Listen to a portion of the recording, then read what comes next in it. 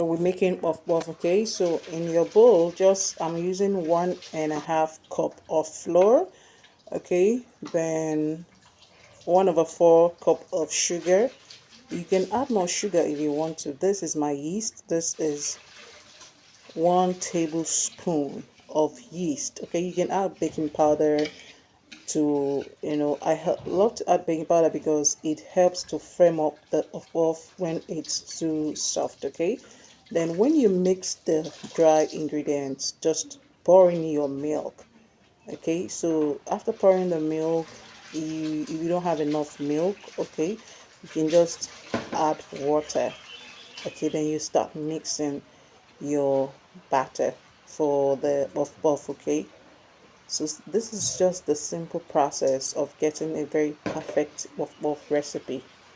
When you're pouring this water, please gradually pour the water because you don't want it to be very runny. If your puff puff batter is runny, then your puff puff is going to soak a lot of oil and you wouldn't want that.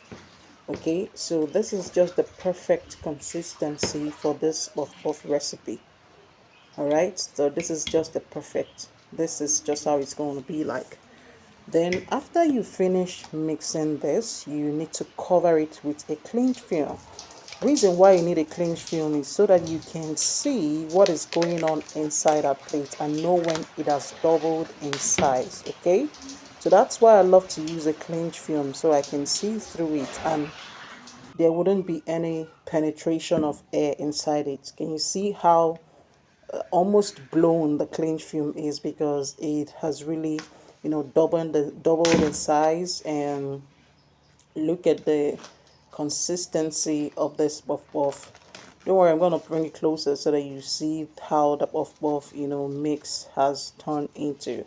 This is just after like 10 to 15 minutes, so I don't know how long you need to leave yours, but the most important thing is that that's why I love to use a cling film, so that you know when it has doubled in size and not over ferment, because when your puff puff mix over ferments, it's going to sour.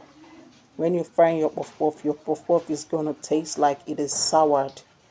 Okay, when it over ferments. Okay, so after you've opened it and put very hot oil, put the oil on the fire. Make sure that this oil is very hot, so that once you drop the ball, it's gonna lift up. Okay, so you can see what it's doing right now. I dropped the ball and in no time it pops up.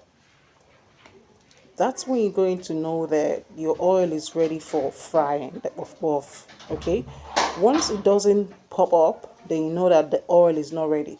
I think the first thing that you need to do is, if you want to test if your oil is good enough to start frying, just use one, drop your puff puff mix. Okay, so once it pops up on the surface of the oil, then you know that it's ready for you to start frying. But if it doesn't, so please, I want you to leave it for a little more while, so that the oil is going to get so hot. Okay, so you can see how neat this puff puff is. Very neat. So this is the kind of puff puff I love to teach my students. Okay, I have a class that I'm running. Okay, but I started to make this a free class on how to get a perfect puff puff mix and recipe. Okay, so this is just it.